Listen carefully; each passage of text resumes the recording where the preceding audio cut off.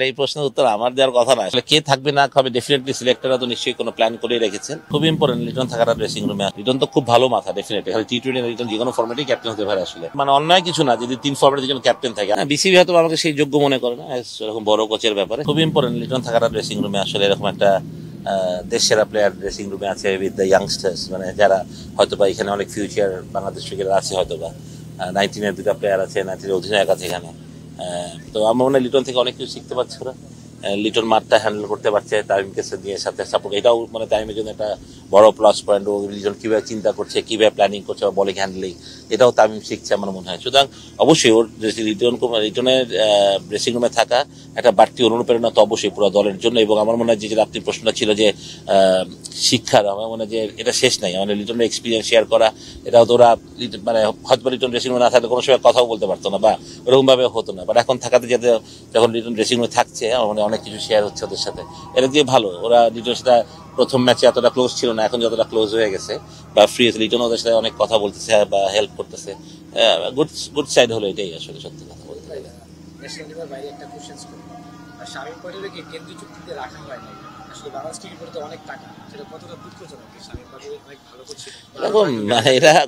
এই প্রশ্নের উত্তর আমার দেওয়ার কথা না। আসলে কে থাকবে না হবে ডেফিনেটলি সিলেক্টররা তো নিশ্চয়ই কোনো প্ল্যান করে রেখেছেন। বাট শামিম আছে বা এরকম আরো অনেক রাখতে পারতো। বাট আপনি একটা তো মেজারমেন্ট করতে হবে। আপনি যখন সারা দেশের সব প্লেয়ারকে কন্ট্রাক্টে আনতে পারবেন না, সেটা একটা কথা হয়তো, বা সেটাও ওরা চিন্তা করেছেন। বাট ডেফিনেটলি শামিম তো আমাদের পাইপলাইনে আছেই, ভালো প্লেয়ার। যখন মনে হবে তখন তো ন্যাশনাল টিম যখন খেলবে তখন এমনি কন্ট্রাক্টে ঢুকে যাবে, সেটাতে আর বলতে হবে না। বাট এটা সিলেক্টরদের কল আসলে। সুজন ভাই, টি-20 ক্যাপ্টেন্সিতে এখন অনেকের ব্যাপারে আলোচনা হচ্ছে, লিটনের ব্যাপারটা আসলে সবচেয়ে বেশি আলোচনা হচ্ছে। তাসকিন আছেন, আপনার কি মনে হয় আমরা যে অবস্থানে আছি আমাদের ক্রিকেটে 3 ফরম্যাটের আলাদা আলাদা ক্যাপ্টেন থাকা উচিত কিনা, কিংবা যদি টি-20 কথা চিন্তা করি তাহলে কি লিটন কিংবা তাসকিনদের সময় এসেছে কিনা, বা তারা কতটুকু আসলে ডেলিভার করতে পারে? আমি এটা সবসময় বলি যে আসলে এটা কোনো মানে অন্যায় কিছু না যদি 3 ফরম্যাটের জন্য ক্যাপ্টেন থাকে। আমাদের দেশের কি আছে না সেটা ইম্পর্টেন্ট না।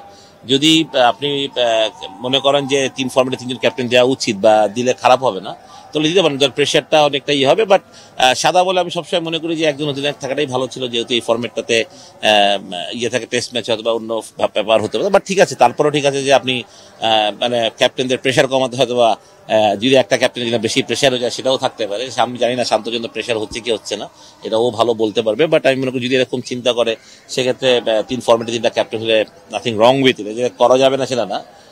বাট তাহলে সবাই যার ফরম্যাট নিয়ে চিন্তা করতে পারবে বা বাড়তি কোনো প্রেশার থাকবে না যে একটা ফরম্যাটে সে প্রেশার নেবে, একটা ফরম্যাটে সে একটা অ্যাজ এ ব্যাটার হিসেবে খেলবে বা একটা বোলার হিসেবে খেলবে, তাহলে তার জন্য হয়তো ইজি হলেও হতে পারে। সত্যি কথা বলতে গেলে লিটন তো খুব ভালো মাথা ডেফিনেটলি। টি-20 লিটন যে কোনো ফরম্যাটেই ক্যাপ্টেন হতে পারে আসলে। সুতরাং আমার মনে হয় যে মাথা ভালো, ক্রিকেট নলেজ ভালো, ক্রিকেট সেন্স ভালো, দলের সাথে এখন অনেক দিন ধরে খেলছে, এখন সিনিয়র প্লেয়ারই হয়ে গেছে ওরা সবাই। সুতরাং আমার মনে হয় না bat will be a bad choice. Sujon ভাই, চ্যাম্পিয়ন্স ট্রফিতে প্রায় 56 ওভার আমরা ডট বল খেলেছি, ডিপিএল চলছে, প্লেয়াররা একের পর এক ডট বল খেলে যাচ্ছে। আপনার কাছে আমার স্পেসিফিক প্রশ্নটা হচ্ছে, ওয়ান ডে ক্রিকেটটা বলতে আপনি আসলে কি বুঝেন? মডার্ন ডে সাথে আমরা আসলে কতটা এগিয়েছি বা কতটা পিছিয়ে আছি? আপনি বলেন চ্যাম্পিয়ন্স ট্রফিতে আমরা 56 ওভার প্রায় ডট বল, 56 ওভার, মানে আউট অফ কত ওভার? 3টা ম্যাচে 150 ওভারের মধ্যে, মানে প্রায় 33% above 35%। Dot ball is part of the game. But হ্যাঁ, আপনি যখন রোটেশন করতে পারবেন না তখন আপনি you will be under pressure, এই খুবই স্বাভাবিক কথাই। মানে যেই টিম রোটেট করতে পারে ভালো, তার টিমের জন্য ভালো। আর আমাদের বিশেষ করে চ্যাম্পিয়ন্স ট্রফির উইকেট তো, যেটা আমি আইসিসি সবসময় যেটা বুঝি, ফ্ল্যাট উইকেট হয়। তো এইখানে যদিও আপনি এটাকে মানতেই হবে opponent is quality bowling, but তার মধ্যে আপনাকে এইটাই শিখতে হবে, যেহেতু আপনি টপ লেভেলে যখন খেলবেন, আপনি যদি কম্পিট করে যাবেন, জিততে চাবেন, তখন আপনাকে ডট বলের সংখ্যা অবশ্যই কমাতে হবে। সেটা আমার মনে হয় যে এখান থেকেই শুরু হওয়াটা খুব ইম্পর্টেন্ট। আপনি যদি ঢাকা লিগে দেখেন, এখানেও আপনি দেখবেন যে সব প্লেয়াররা অনেক বেশি ডট বল খেলে মানুষ আছে। তা আমার মনে হয় যে এখান থেকে বের হতে হবে। স্পিন আমাদের দেশে, কিন্তু আমি বলবো যে এবার প্রিমিয়ার লিগের উইকেট কিন্তু একদম খারাপ না। যদি কেউ বলে এটা একটা জাস্ট একটা মানে কি বলবো, মানে বলার কথা বলা হবে যে উইকেট ভালো না, উইকেটটা অনেক ভালো। এখানে সিঙ্গেলস বের করে না আমার খুব, কিন্তু আমি ছেলেদেরকে কম দেখি যে কেউ স্পিডের এগেন্স্টে তো সাবলীল ভাবে খেলতে পারছে না, কেউ ডাউন দিকে এসে যে নিচে মারবে, ডাউন দিকে আসা মানে উপরে মারতে হয়। তো এই জিনিসগুলো আসলে আমার মনে হয় আরো ইমপ্রুভ করার আমার ব্যাপার তো অবশ্যই আছে। তো ডট বলের সংখ্যাটা যদি এখান থেকে আমরা শুরু করি, তাহলে অবশ্যই ইন্টারন্যাশনাল ক্রিকেটে যারা ইন্টারন্যাশনাল প্লেয়ার আছে তারা তো সবাই ম্যাচুয়ার, তাদেরকে এইসব রেসপন্সিবিলিটি নিতে হবে যে কারণ আপনি এটা করলে আপনি যেটা হচ্ছে যে আপনি নিজে প্রেশারে পড়তেছেন, আপনার নন স্ট্রাইকারকে প্রেশারে ফেলছেন, আলটিমেটলি একটা সময় আপনি উইকেট হারাবেন, তখন টিম আরো বাড়তি প্রেশার হবে, সেটাই হচ্ছে আসলে। ইনফ্যাক্ট দুইটা ম্যাচ খেলা আছে, একটা পরিত্যক্ত হয়েছিল। আচ্ছা আচ্ছা। ঢাকা লিগটাকে শুধুই টাকার জন্য খেলা নাকি আসলেই আমরা ক্রিকেটটাকে এগিয়ে নিতে চাই? না, Dhaka league is very competitive. Dhaka লিগের সাথে এটা কম্পেয়ার করা হয়, ঢাকা লিগ ভেরি কম্পিটিটিভ। আপনি দেখেন এখানে ছোট বড় দল বড় দল কিন্তু নাই। আপনি দেখেন বড় দলরা ছোট দল ছেড়ে হেরে যায় অনেক সময়। তো এখানে কম্পিটিটিভনেস, এখানে টাকা তো অবশ্যই একটা ফ্যাক্টর। টাকার জন্য ছেলেরা ক্রিকেট খেলবে, এটাই খুবই স্বাভাবিক। এই বছর তো আপনারা জানেন যে টাকাটাও কমে গেছে, সেটাও একটা মানে আর্থিকভাবে ছেলেরা একটু হলেও ক্ষতিগ্রস্ত হয়েছে। বাট তারপরেও তারা কিন্তু এখানে সবাই চেষ্টা করে কম্পিট করার জন্য, ভালো ক্রিকেট খেলে। কারণ এটা প্রেস্টিজিয়াসও আছে, সত্যি কথা বলতে প্রেস্টিজিয়াস। বড় টিমের জন্য প্রেস্টিজিয়াস ব্যাপারটা হয়, ছোট টিমের জন্য আসলে ব্যাপারটা হয় যে তারা জিততে চায়, ভালো করতে চায়। তো এখানে আসলে মানে শোকেস করার অনেক কিছুই আছে, টু বি ভেরি অনেস্ট। যে মানে এখানে আপনি যখন খেলবেন, এখন যেহেতু আরো টিভিতে দেখাচ্ছে বা অনলাইনে দেখা যাচ্ছে খেলাগুলা, ফ্যামিলি ফ্রেন্ডস সবাই দেখছে, তারাও কিন্তু এখন এটা অন্তোষ থাকে যে ভালো খেলতে হবে, পারফর্ম করতে হবে, বোলিং করলে উইকেট নিতে হবে, ব্যাটিং করলে রান করতে হবে। তো এইগুলো ইম্পর্টেন্ট। আমি মনে করি Dhaka league always is a very very competitive cricket, সত্যি কথা বলতে গেলে। সুজন ভাই, আমাদের সবসময় টার্গেট মানে পরের বিশ্বকাপ, এটা নিয়ে আসলে অনেক হাসাহাসি হয়। এখনো কিন্তু আবারও একই কথা বলা হচ্ছে যে পরের বিশ্বকাপে টার্গেট, এবং বলা হচ্ছে যে কোচিং স্টাফ 27 সাল পর্যন্ত থাকবে, এবং ফ্যান্টাস্টিক ফাইভ যারা বিদায় নিচ্ছে, মোটামুটি মুশফিক ছাড়া মোটামুটি সবাই তো বিদায় নিল, মুশফিক একটা ফরম্যাটে বাকি আছে। এই শূন্যতাটা আসলে পূরণ করা যাবে কিনা, কিংবা হচ্ছে 27 বিশ্বকাপ কেন্দ্রিক যে আলোচনা হচ্ছে, এটাকে আপনি কিভাবে দেখেন, বা আমাদের কোন পথে আগানো উচিত? অবশ্যই প্ল্যান তো করতেই হবে, বাট কিভাবে প্ল্যান করবে, প্ল্যানটা এক্সিকিউট করাটা খুব ইম্পর্টেন্ট, এবং রাইট প্ল্যানিং করাটা ইম্পর্টেন্ট। যেমন আমি যখন বলি যে 27 বিশ্বকাপ আপনি কোথায় খেলবেন, কি কন্ডিশনে খেলবেন, উইকেট ভালো হবে আপনি জানেন, আপনার স্ট্রেংথ উইকনেস কোথায় আছে, আপনি কি চান বাংলাদেশ ইনক্লুশন। যদি আপনি মনে করি যে আমি যেমন একটা সেমি অলরাউন্ডারের অভাব মনে করি বাংলাদেশ ক্রিকেটে, বা আমি ধরেন আমার পার্সোনাল ওপিনিয়ন, আমি একটা কথা বললাম, তা আপনি এটার জন্য কি করবেন? আপনি এই গত 6 মাসের মধ্যে, 6 মান্থের মধ্যে আপনাকে এরকম ঢাকা লিগে যারা ইয়াংস্টার বলেন, সিনিয়র প্লেয়ার বলেন, যারাই আছে এরকম ব্যাটিং অলরাউন্ডার বা বোলিং অলরাউন্ডার যারাই থাকুক, ব্যাটিং অলরাউন্ডার হতে পারে সেটা, যে কিনা 6 বোলার হিসেবে বল করতে পারবে, সেরকম প্লেয়ারদেরকে আমার মনে হয় যে নার্সিং করাটা খুব ইম্পর্টেন্ট হয়ে গেছে, যদি আপনি সাথে বিশ্বকাপের কথা চিন্তা করেন। বিকজ আপনি যখনই যাবেন, যে যেহেতু সাকিব আল হাসান খেলছে না, সুতরাং আপনার অলরাউন্ডার একটা মিসিং। তা আপনি দেখা যাবে আইদার আপনি 5টা বোলার নিয়ে খেলবে, সলভ এর রিস্ক ফ্যাক্টর। বিকজ আপনি যদি একটা বোলার ইনজুরি হয়, তখন আপনি কাকে দিয়ে বলেন? হাত ঘোরানোর মতো বোলার কিন্তু নাই এখন বাংলাদেশ টিমে। রিয়াদও এখন রিটায়ার করলো, রিয়াদ যেমন 4-5 ওভার বল করিত, সেটা কিন্তু আমাদের এখন কমে গেছে। তখন আপনাকে এই জিনিসগুলোকে মনে রাখতে হবে। এবং আমি মনে করি যে আমরা যেটা টাইগার্স ক্রিকেটের একটা প্ল্যান ছিল, প্রোগ্রাম ছিল, সেটা কিন্তু দারুণ প্রোগ্রাম ছিল। সেটাকে আমরা কতটা ভালোভাবে করতে পেরেছি আমি জানি না, বাট আমার মনে হয় যে হেড কোচ যিনি হবে বাংলাদেশ ক্রিকেটে, তার আন্ডারে মনে হয় আরেকটা শ্যাডো কোচিং টিম লাগবে, যারা ট্যুরে যাবে, চলে যাবে, যারা মেইন কোচিং বাংলাদেশ ক্রিকেটে থাকবে। বাট এটা শ্যাডো কোচিং গ্রুপটা খুব ইম্পর্টেন্ট আমি মনে করি, যে যারা খুব ক্লোজলি ফিল সিমন্সের সাথে, বা যে হেড কোচ থাকবে তার সাথে কাজ করবে, বা যে স্পিন বোলিং কোচ বা যে ব্যাটিং কোচ টিমের, তার সাথে যারা কাজ করে। কারণ আপনি যখনই চলে যাবেন, তখন এই ছেলেগুলোকে নার্সিং করাটা খুব ইম্পর্টেন্ট। কারণ আপনি মনে করতে হবে আপনার একটা 15 জনের একটা স্কোয়াড আছে, আপনি আরো 15টা প্লেয়ার রেডি রাখতে হবে। কারণ এর মধ্যে অফ ফর্ম হবে, ইঞ্জুরি হবে, অনেক কিছু হতে পারে। কারণ আপনি যদি ইঞ্জুরি হন, যেন আমার কথা হচ্ছে যে মুশি আর রিয়াদের জায়গায় আসলে আমরা এক্সপিরিয়েন্স পাবো কিনা, ডেফিনেটলি আপনি পাবেন না, বাট আপনি একবার পেতেও পারেন। আপনি এখন যদি চিন্তা করেন, মানে আমার ইটস টোটালি মাই ওপিনিয়ন, আমি কারোর সাথে কথা বলছি না, যেমন আমি মনে করি যে লিটন দাস কুড বি মানে আমাদের এক্সপিরিয়েন্স প্লেয়ার, ওকে আমরা এখন মিডল অর্ডার খেলার কথা চিন্তা করবো কিনা, that's very very important. Number 4 position is very important. যে মুশি যখন খেলবে না, যদি আমরা লিটনকে 4-এ চিন্তা করি, তাহলে হয়তো বা আমাদের একটা এক্সপিরিয়েন্স অতটা ঘাটতি হবে না। কিন্তু আপনি যখনই মুশিরিয়াদের জায়গায় নতুন কাউকে আনবেন, ডেফিনেটলি আপনাকে নতুন আনতেই হবে, তারাই ভেরি এক্সাইটিং প্লেয়ার হবে, কিন্তু এই লেভেলের এক্সপিরিয়েন্সটা ইম্পর্টেন্ট। সুতরাং এই ছেলেগুলোকে একটু নার্সিং করে নিয়ে গেলে খুব ভালো হবে। যদি এই টিমের অনেক ট্যুর করা যায়, অনেক ম্যাচ খেলে, এবং তাদেরকে আপনি, যেটা ভাইয়ার একটা প্রশ্ন ছিল, শামীম পাটোয়ারিকে আমরা কেন ইয়েতে রাখলাম না, এরকম 15টা প্লেয়ারকে যদি আপনি রুকি কন্ট্রাক্ট দিয়ে ইয়ার লং কন্ট্রাক্ট দেন, এবং তারা বিসিবির সাথে ট্রেনিং করবে, ন্যাশনাল টিমের আন্ডার শোকেস ট্রেনিং করবে, বাট যখন লিগ খেলা হবে, প্রিমিয়ার লিগ খেলবে, বিপিএল সময় বিপিএল খেলবে, ফার্স্ট ক্লাসের সময় খেলবে, বাট তারা কিন্তু অলওয়েজ একটা ট্রেনিং এর মধ্যেই থাকবে, এবং স্কুটিনের মধ্যে থাকবে, তারা কি করছে, তাদের ডায়েট কি হবে না হবে। তাহলে আপনি কিন্তু যে next pipeline of national team, তাহলে কিন্তু মানে আমরা যে বলি না যে একজনের পিছিয়ে আরেকজন, তো এটা করলে আপনি সবসময় যে একটা ছোট্ট ইঞ্জুরি হলে আপনি জানেন যে এই প্লেয়ারটা রেডি আছে।